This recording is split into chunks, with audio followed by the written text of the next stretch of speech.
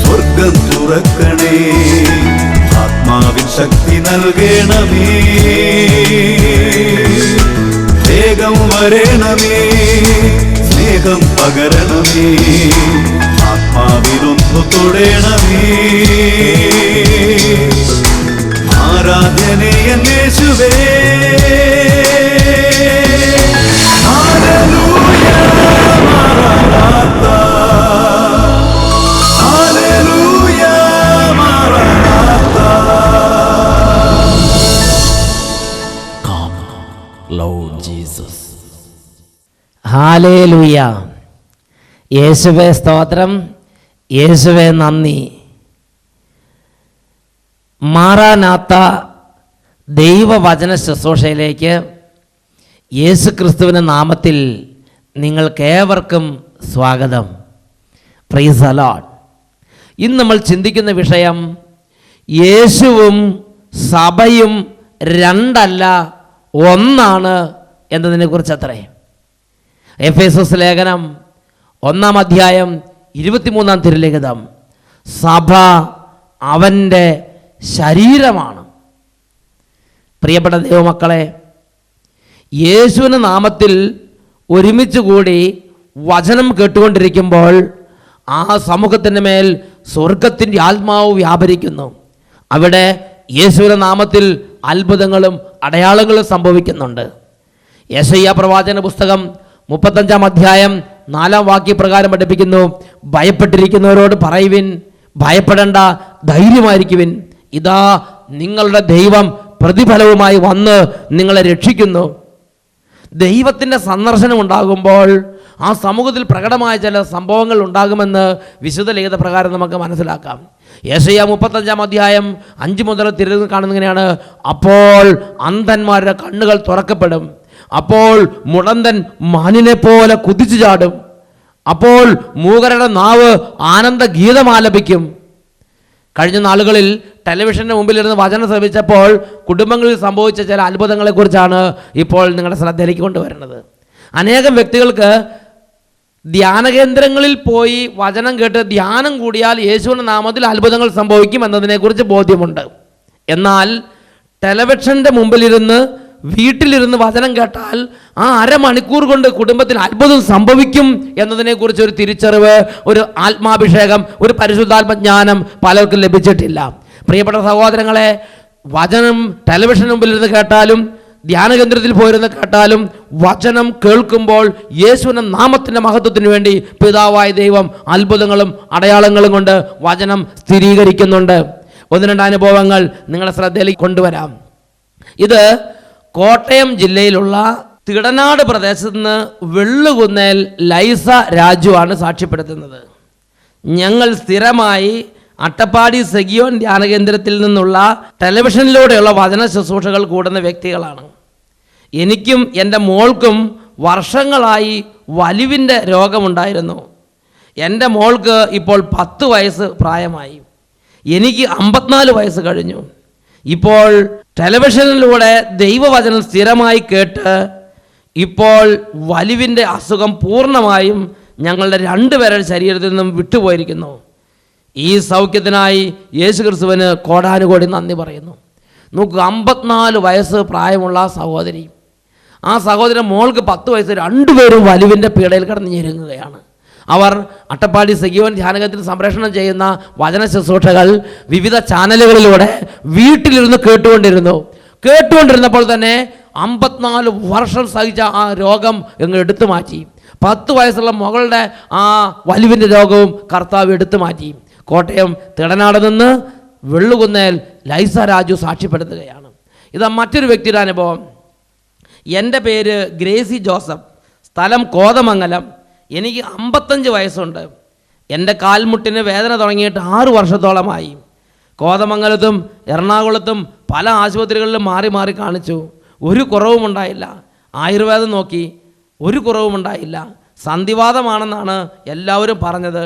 ഇപ്പോൾ 4 വർഷമായിട്ട് മൂവാറ്റുപുഴയിലും എറണാകുളത്തുമായി ചികിത്സിക്കുകയാണ്. ഫിസിയോതെറാപ്പിയും മറ്റ് പലതരത്തിലുള്ള ട്രീറ്റ്മെൻറ്റുകളും എടുത്തുകൊണ്ടിരുന്നു. എത്ര മരുന്ന് കഴിച്ചിട്ടും എൻ്റെ വേദന കൂടുന്നതല്ലാതെ കുറയുന്നില്ല. അങ്ങനെ ഇരിക്കുമ്പോൾ ഈ കഴിഞ്ഞ 4 വർഷമായിട്ട് ഞാൻ മടുത്തു. എനിക്ക് നടക്കാൻ പോലും പറ്റാതെയായി. എൻ്റെ ഇടതുകാൽ 4 വർഷമായി മടക്കാൻ പറ്റാത്ത വിധം അത് വളഞ്ഞുപോയി. ഇനി ഒട്ടും നടക്കാൻ പറ്റില്ല എന്ന സ്ഥിതിയിലായി. 3 വർഷമായിട്ട് സ്ഥിരമായി എല്ലാ ആഴ്ചയിലും അട്ടപ്പാടി സെഗ്യോൻ ധ്യാനകേന്ദ്രത്തിൽ നിന്ന് ടെലിവിഷനിലൂടെ സംപ്രേഷണം ചെയ്യുന്ന വിവിധ ചാനലുകളിലുള്ള വചന ശുശ്രൂഷകളിൽ ഞാൻ പങ്കുചേർന്നുകൊണ്ടിരുന്നു. അഭിഷേക അഗ്നി പ്രോഗ്രാമിൻ്റെ സമയത്ത് ഞാൻ കരഞ്ഞു പ്രാർത്ഥിച്ചു. കഴിഞ്ഞ ഒക്ടോബർ 16-ാം തീയതി അഭിഷേകാഗ്നി പ്രോഗ്രാം കണ്ടുകൊണ്ടിരിക്കുമ്പോൾ എൻ്റെ ശരീരത്തിലേക്ക് ദൈവത്തിൻ്റെ ശക്തി വ്യാപരിച്ചു. എന്നോട് ആരോ പറയുന്നത് പോലെ തോന്നി, എഴുന്നേറ്റ് കാലുകുത്തി നടക്കുക. ഞാൻ പെട്ടെന്ന് കാല് നോക്കിയപ്പോൾ എൻ്റെ വളഞ്ഞുപോയ ഇടതുകാൽ നേരെയായിരിക്കുന്നതാണ് ഞാൻ കണ്ടത്. പിന്നെ ഇന്ന് വരെ എനിക്ക് നടക്കാൻ ഒരു ബുദ്ധിമുട്ടും അനുഭവപ്പെട്ടിട്ടില്ല.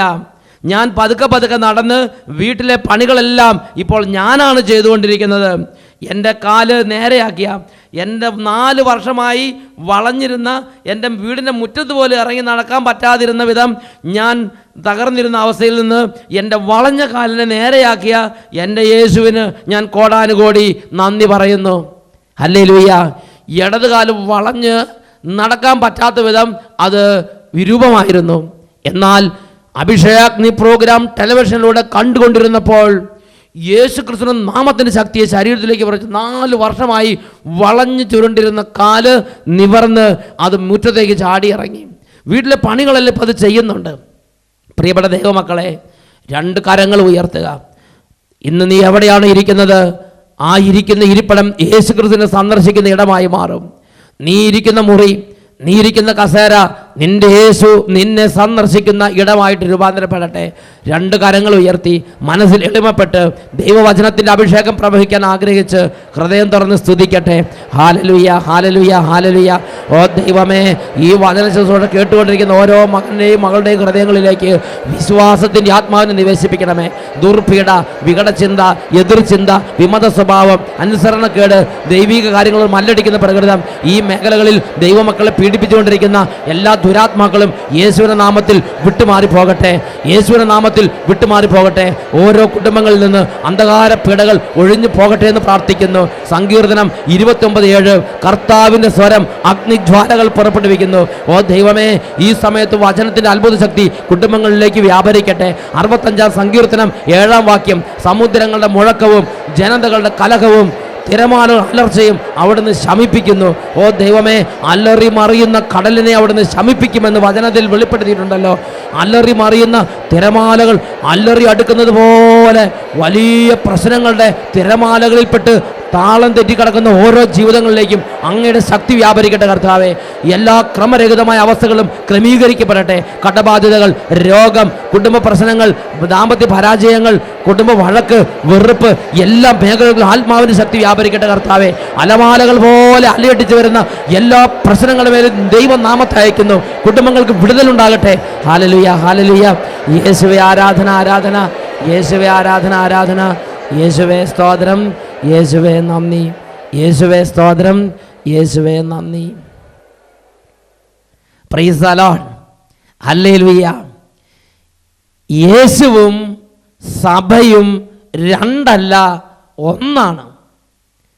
പ്രിയപ്പെട്ട സഹോദരങ്ങളെ, അനേകം വ്യക്തികളുടെ ജീവിതത്തിൽ യേശു ക്രിസ്തുവിനെ അവർ അങ്ങേയറ്റം സ്നേഹിക്കുന്നുണ്ട്. എന്നാൽ സഭയെ സ്നേഹിക്കാൻ പലർക്കും കഴിയുന്നില്ല. സഭയിലുള്ള പൗരോഹിത്യത്തെ സ്നേഹിക്കാൻ പലർക്കും കഴിയുന്നില്ല. സഭയിലുള്ള തിരുസഭ അധികാരികളെ സ്നേഹിക്കാൻ പലർക്കും സാധിക്കുന്നില്ല. അവർ യേശുവിനെ സ്നേഹിക്കുന്നു, എന്നാൽ സഭയോട് വെറുപ്പ് അനുഭവപ്പെടുകയാണ്. സഭയോട് അകൽച്ച തോന്നുകയാണ്. സഭയുടെ പല കാര്യങ്ങളും അംഗീകരിക്കാൻ പറ്റുന്നില്ല. സഭയോട് ഒരു വൈകാരിക അടുപ്പം തോന്നുന്നില്ല.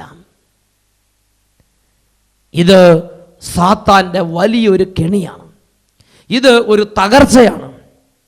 കാരണം യേശുവും സഭയും 2 ഒന്നാണ്. ഇതിനെക്കുറിച്ച് ഈ മേഖലയിൽ പ്രവർത്തിക്കുന്ന സാത്താൻ്റെ കെണിയെക്കുറിച്ച് വ്യക്തമായി മനസ്സിലാക്കണമെങ്കിൽ സഭ എന്താണ് എന്നതിനെക്കുറിച്ച് ആദ്യം തന്നെ നമ്മൾ മനസ്സിലാക്കണം. സഭയെക്കുറിച്ച് ബൈബിളിൽ നമുക്ക് വെളിപ്പെടുത്തലുകൾ നൽകപ്പെട്ടിട്ടുണ്ട്. അതിൽ പ്രധാനപ്പെട്ട ഒരു വെളിപ്പെടുത്തലാണ് എഫേസോസ് 1:23. സഭ അവൻ്റെ ശരീരമാണ്. കൊളോസോസ് ലേഖനം 1:18 സഭയെക്കുറിച്ചുള്ള വെളിപ്പെടുത്തൽ കാണാൻ സാധിക്കും. കൊളോസോസ് 1:18 പഠിപ്പിക്കുന്നതാണ്, അവൻ സഭയാകുന്ന ശരീരത്തിൻ്റെ ശിരസാണ്. യേശു ശിരസ്, സഭ യേശുവിൻ്റെ ശരീരം. വിശ്വാസികളായ നമ്മുടെ ഓരോരുത്തരുടെ സ്ഥാനം എവിടെയാണെന്ന് കൊരിന്ത്യർ എഴുതിയ 1 ലേഖനം 12 അധ്യായം 27 വാക്യത്തിൽ രേഖപ്പെടുത്തിയിട്ടുണ്ട്. 1 കൊരിന്തോസ് 12:27. അവിടെ നമ്മൾ വായിക്കുന്നത് എങ്ങനെയാണ്? നിങ്ങൾ ക്രിസ്തുവിൻ്റെ ശരീരവും ഓരോരുത്തരും അതിലെ അവയവങ്ങളുമാണ്. അപ്പോൾ യേശു ക്രിസ്തു ശിരസ്, സഭ യേശുവിൻ്റെ ശരീരം, നമ്മൾ ഓരോരുത്തരും ഈ ശരീരത്തിലെ അവയവങ്ങൾ. പ്രിയപ്പെട്ട സഹോദരങ്ങളെ, ഇതാണ് യേശുവും സഭയും വിശ്വാസിയും തമ്മിലുള്ള ബന്ധം. ഈ ബന്ധത്തിൻ്റെ പ്രത്യേകത എന്താണ്? ഈ ബന്ധത്തിൻ്റെ പ്രത്യേകത ശിരസിൻ്റെ മുഴുവൻ സമ്പാദ്യവും കൈയുടെയും കാലിൻ്റെയും ശരീരത്തിലെ ഓരോ അവയവത്തിൻ്റെയും സമ്പാദ്യം തന്നെയാണ്. കാലിൻ്റെ എല്ലാ പ്രാരാബ്ദങ്ങളും ശിരസിൻ്റെയും പ്രാരാബ്ദങ്ങൾ തന്നെയാണ്. ഹല്ലേലൂയ.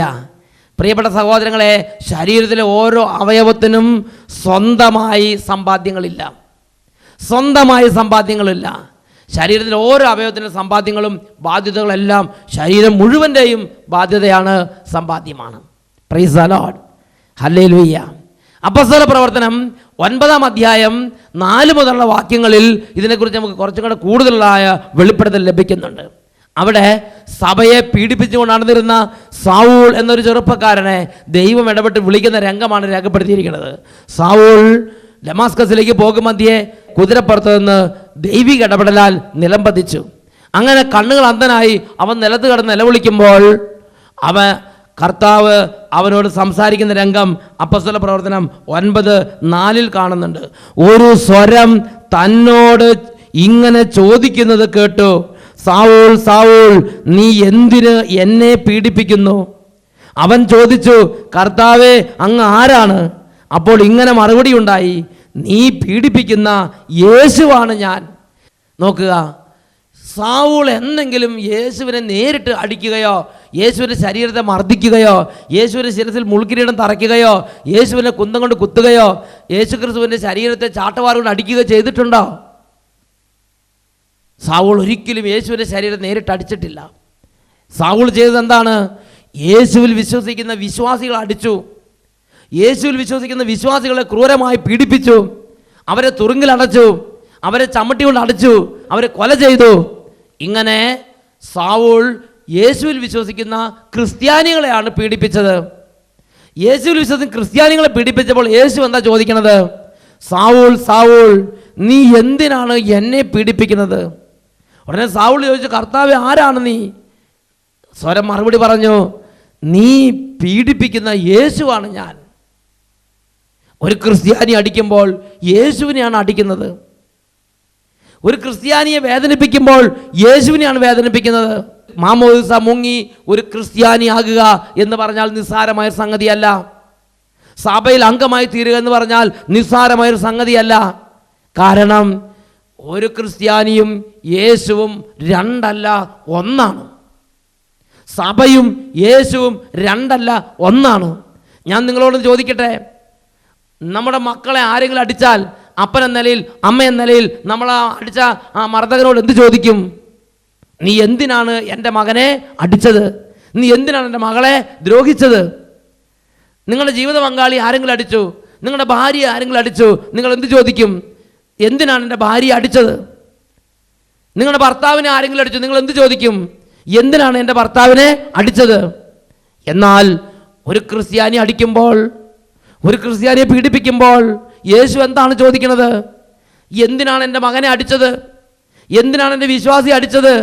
എന്തിനാണ് എൻ്റെ സഭയെ പീഡിപ്പിക്കുന്നത് എന്നല്ല യേശു ചോദിക്കുന്നത്. എന്തിനാണ് നീ എന്നെ അടിച്ചത്? ഇതുപോലൊരു ചോദ്യം ഈശോ പീലാത്തോസിൻ്റെ അരമനയിൽ ക്രൂരമായി മർദ്ദിക്കപ്പെടുന്ന സമയത്ത് ചോദിക്കുന്നുണ്ട്.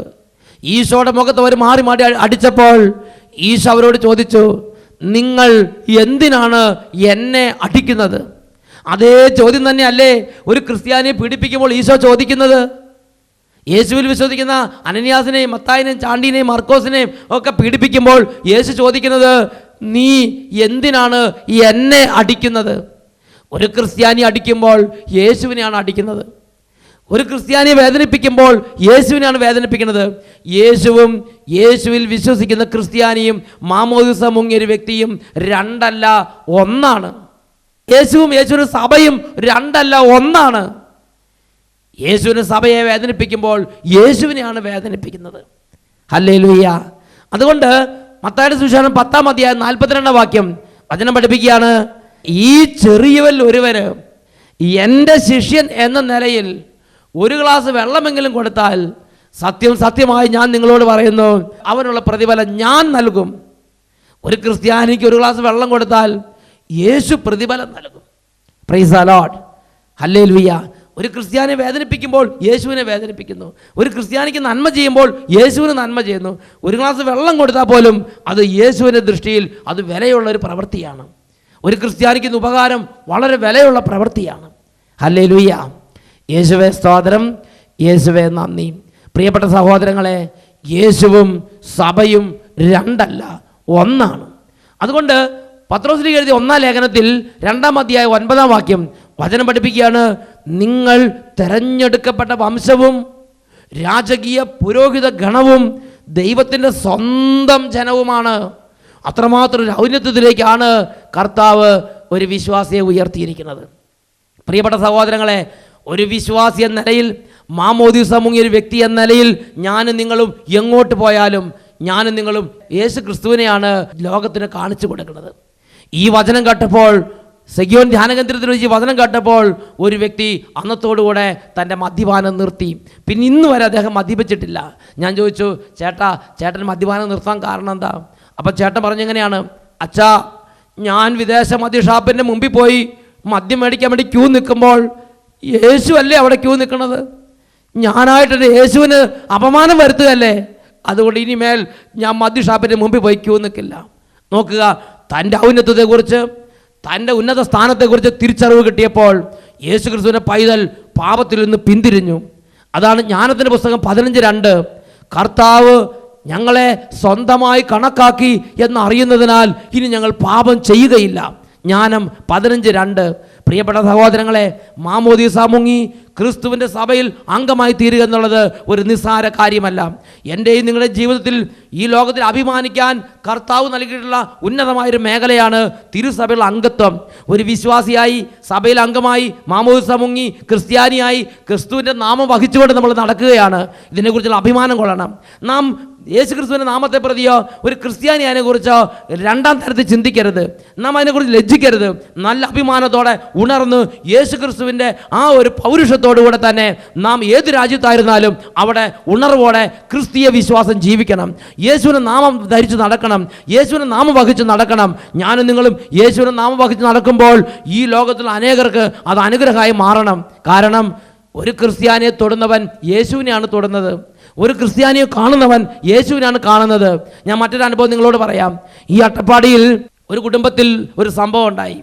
അവിടെ ഒരു +2 പഠിക്കുന്ന മോൻ, ഒരു കൗണ്ടറുടെ കുടുംബത്തിൽ +2 പഠിക്കുന്ന മോന് കഠിനമായ തുള്ളൽപ്പനി ഉണ്ടായി.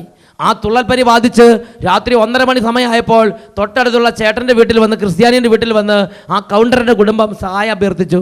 ഒരു വണ്ടി വേഗം വിളിച്ചിട്ട് വരണം, മോനെ ഹോസ്പിറ്റലിൽ കൊണ്ടുപോകണം. അപ്പോൾ ആ കുടുംബത്തിനുണ്ടായിരുന്ന ചേട്ടത്തി ചോദിച്ചു, എന്താ പ്രശ്നം? പനി പിടിച്ചിരിക്കുകയാണ്. ആ ചേട്ടത്തി പറഞ്ഞു, ദയവേത് ആ മോനെ ഇങ്ങോട്ടൊന്ന് കൊണ്ടുവരാമോ? ആ കുടുംബം കൊണ്ടുവന്നു. ഈ ചേട്ടത്തി നന്നായിട്ട് ആ വലിയ കുരിശ് വര നന്നായിട്ട് കുരിശടയാളം വരച്ചിട്ട് വിശ്വാസപ്രമാണം ഉറക്കെ ചൊല്ലിയിട്ട് വീട്ടിലുണ്ടായിരുന്ന വെഞ്ചിരിച്ച വെള്ളമെടുത്ത് ആ കുട്ടിയുടെ നെറ്റിയിൽ കുരിശടയാളം വരച്ച് എന്നിട്ട് ഒരു കൊന്ത ചൊല്ലി പ്രാർത്ഥിക്കാൻ തുടങ്ങി. ഒരു 2-3 രഹസ്യം പൂർത്തിയാക്കിയപ്പോൾ +2 പഠിക്കുന്ന മോൻ നല്ല ഗാഠനിദ്രയിലാണ്ടു.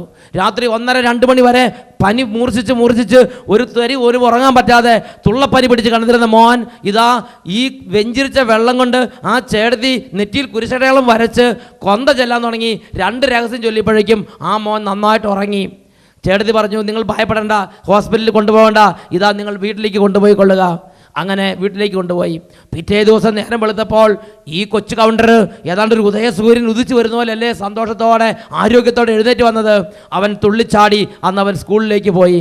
പ്രിയപ്പെട്ട സഹോദരങ്ങളെ, നോക്കുക, ഒരു ക്രിസ്ത്യാനി തൊട്ടപ്പോൾ യേശു തൊടുന്നതിന് തുല്യം രോഗശാന്തിയുടെ അഭിഷേകം പ്രവഹിച്ച്.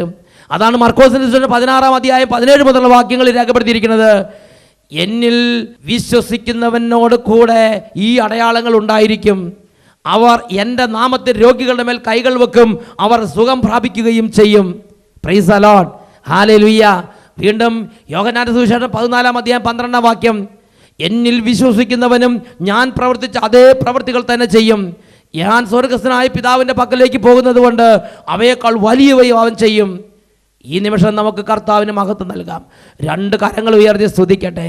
ദൈവമേ, അങ്ങയുടെ ശരീരമായ സഭയോട് മാമോദീസ വഴി ഞങ്ങൾ ഐക്യപ്പെടുത്തി സഭയിലൊരു അംഗമാകാൻ ഭാഗ്യം തന്നതിനോർത്ത് ഞങ്ങൾ അങ്ങേ മഹത്വപ്പെടുത്തുന്ന കർത്താവേ, എൻ്റെ യേശുവിനോട് ഇത്രമാത്രം അടുപ്പത്തിൽ യേശുവിൻ്റെ ശരീരത്തിൻ്റെ അവയവ നിലയിൽ എന്നെ ഈ സ്വീകരിച്ച എൻ്റെ കർത്താവിന് നന്ദി. സ്തുതിക്കട്ടെ. Hallelujah, hallelujah, hallelujah. ഈ ഔന്നത്യത്തിൽ ജീവിക്കാൻ കർത്താവെ അഭിഷേകം ചെയ്യണമേ.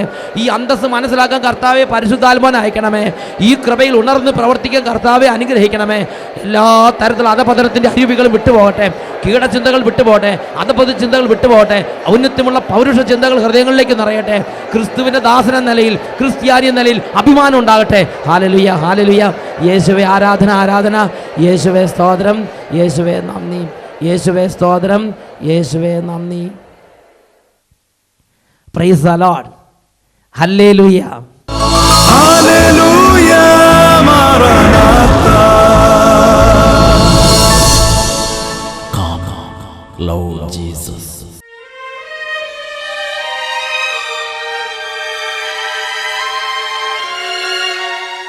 യാക്കോബ് ശ്ലീഹായുടെ ലേഖനം 5-ാം അധ്യായം 15-ാം തിരുലിഖിതം.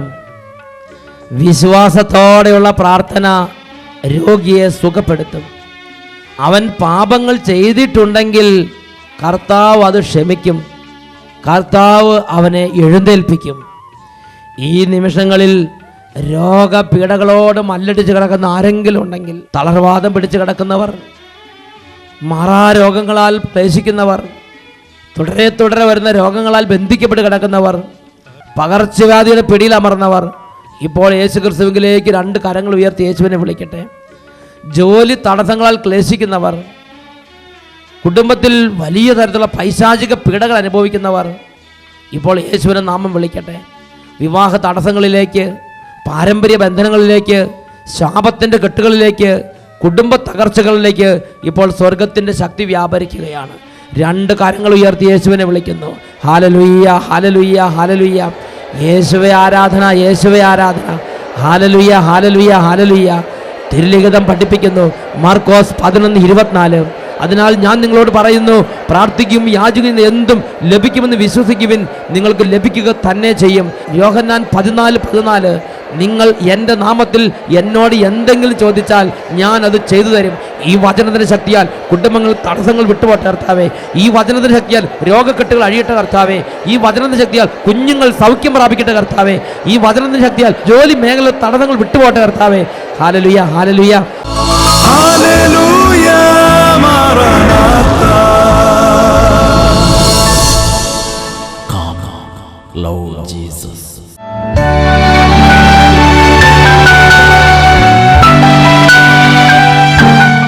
എൻ്റെ പേര് റിനി. ഞാൻ ദോഹ ഖത്തറിൽ നിന്നും വരുന്നു. ഈ ഖത്തറിൽ നിന്നാണ് അദ്ദേഹം വരുന്നത്. ധ്യാനത്തിന് ഞങ്ങൾ ബുക്ക് ചെയ്തപ്പോൾ മുതൽ ഞാൻ പ്രത്യേകം ഈ മാതാവിന് മധ്യസ്ഥ അപേക്ഷിച്ച് പ്രാർത്ഥിക്കുമായിരുന്നു. മാതാവ്, ഈ ധ്യാനത്തിന് പോകുമ്പോൾ എനിക്ക് എന്തെങ്കിലും പ്രകടമായ ഒരു തെളിവ് തരണം, ഈശോ എന്നെ സ്പർശിച്ചു എന്നുള്ളതിന്. ഞങ്ങൾ കഴിഞ്ഞ നവംബർ 28-നാണ് വന്നത്. 28-ന് വന്ന് 29-ന് എൻ്റെ ബോത്താക്സിലയിൽ ചെറിയ ഓരോ കുരുക്കൾ പോലെ കണ്ടു. ഈ കുരുക്കൾ ദിവസം തോറും വലുതായിക്കൊണ്ടിരുന്നു. ആദ്യം 4 കുരുക്കളായിരുന്നു. അത് കഴിഞ്ഞപ്പോൾ ഈ 4 കുരുക്കളും കൂടെ ചേർന്ന് ഒരു വലിയ പേരക്കായുടെ വലിപ്പത്തിലായി. എനിക്ക് കൈ ശരിക്കും മടക്കാനോ പൊക്കാനോ ഒന്നും വയ്യാത്ത അവസ്ഥ. ചുരിദാർ വരെ ഹസ്ബൻഡ് ഊരി തരണമായിരുന്നു, കാരണം കൈ എനിക്ക് അത്രയ്ക്ക് സിവിയർ പെയിനായിരുന്നു. അപ്പം ഡോക്ടറെ കൊണ്ട് കാണിച്ചപ്പം ഡോക്ടർ പറഞ്ഞു, ഫ്രൈഡേ, ഇവിടെ ധ്യാനം തുടങ്ങുന്നത് സൺഡേ ആണ്, ഫ്രൈഡേ വരാൻ പറഞ്ഞു. അപ്പം എൻ്റെ ഹസ്ബൻഡ് നമുക്ക് ഡോക്ടറെ കാണാം. ഞാൻ പറഞ്ഞു, വേണ്ട, ഞാൻ ധ്യാനത്തിനല്ലേ പോകുന്നു, പിന്നെ എന്തിനാ ഡോക്ടറെ കാണുന്നതെന്ന്. എനിമേ ഇവിടെ കയറിയപ്പം തന്നെ എൻ്റെ അടുത്തും എൻ്റെ മനസ്സിൽ പറഞ്ഞു നിന്നെ ഞാൻ സ്പർശിക്കുമെന്ന്. അതുപോലെ തന്നെ ഇന്നലെ ആന്തരിക സൗഖ്യ ധ്യാനത്തിൻ്റെ സമയത്ത് ഈശോ എൻ്റെ അടുത്ത് വരുന്നതായിട്ടും അതുവരെ എനിക്ക് കൈ ഉയർത്തി ഞാൻ ഈ ഒരു കൈ കൊണ്ട് കൈ അടിച്ചുകൊണ്ടിരുന്നത്. ആന്തരിക സൗഖ്യ പ്രാർത്ഥനയുടെ സമയത്ത് ഈശോ എൻ്റെ അടുത്ത് വരുന്നതായിട്ടും എൻ്റെ ഈ മുഴയിൽ ഒരു പിന്നുകൊണ്ട് കുത്തുന്നതായിട്ടും എനിക്ക് തോന്നി. ആ സമയം തന്നെ എൻ്റെ ചുരിദാറിൻ്റെ ഇവിടെ നനഞ്ഞു. ഞാൻ നോക്കിയപ്പോൾ ബ്ലഡ് പോലെ വരുന്നുണ്ട്. ഞാൻ ദൈവത്തെ സ്തുതിച്ചുകൊണ്ടിരുന്നു. വീണ്ടും ഞാൻ ഇത് കഴിഞ്ഞ് വെച്ചിട്ട് ഞാൻ ഇവിടെ അത്താഴവും കഴിച്ചിട്ട് റൂമിൽ ചെന്ന് എനിക്ക് എൻ്റെ അതിനു മുമ്പ് തന്നെ എനിക്ക് അനുഭവപ്പെട്ടായിരുന്നു. കാരണം എനിക്ക് കൈ പൊക്കാനൊക്കെ പറ്റുമായിരുന്നു, നന്നായിട്ട് കൈ ഉയർത്താൻ. ഞാൻ എൻ്റെ എൻ്റെ അടുത്ത 2 ബെഡേ കിടക്കുന്നവരെ കാണിച്ചപ്പം അവർ തന്നെ സർപ്രൈസ് ചെയ്തിട്ട് പറഞ്ഞു നാളെ ഇത് സാക്ഷ്യപ്പെടുത്തണം കേട്ടോ, ദൈവത്തിന് ഭയങ്കര അത്ഭുതമെന്ന്. എനിക്ക് ആ മുഴയുടെ സ്ഥാനത്ത് സാധാരണ ഞങ്ങൾ ഹോസ്പിറ്റലിൽ പോയി ഇൻസിഷൻ എടുത്തു കഴിഞ്ഞാൽ ഡ്രസ്സിങ് കാണും, അതുപോലെ തന്നെ പിന്നെയും 4-5 ഡേയ്സ് ആൻറ്റിബയോട്ടിക് എടുക്കണം, പെയിൻ കാണും. എനിക്ക് അവിടെ ഒരു മുഴയുണ്ടെന്ന് പോലെ പോയിട്ട് ഒരു ലക്ഷണം പോലും ഇല്ലാത്ത വിധത്തിൽ ഈശോ എന്നെ ഹീൽ ചെയ്തു. Hallelujah, hallelujah. കരങ്ങൾ ഉയർത്തിയെടുത്ത് കർത്താവിനെ മഹത്വപ്പെടുത്താം. പേരൊക്കെ വലുപ്പമുള്ള ഈശോ ഇന്നലെ ആരാധന സുഖപ്പെടുത്തി അനുഗ്രഹിച്ചാണ്. അത്ഭുതങ്ങൾ തീർന്നിട്ടില്ല, അടയാളങ്ങൾ തോന്നിട്ടില്ല കാലത്തിൽ ഈ ലോകത്തിൽ. അത്ഭുതങ്ങൾ തീർന്നിട്ടില്ല, അടയാളങ്ങൾ തോന്നിട്ടില്ല കാലത്തിൽ ഈ ലോകത്തിൽ. ദൈവശക്തി കുറഞ്ഞിട്ടില്ല, ദൈവത്തിന്റെ ഇതാന്നിട്ടില്ല ലോകത്തിൽ ഈ കാലത്തിൽ. ഹല്ലേലൂയ മാറാനാത്ത. Come, Lord Jesus.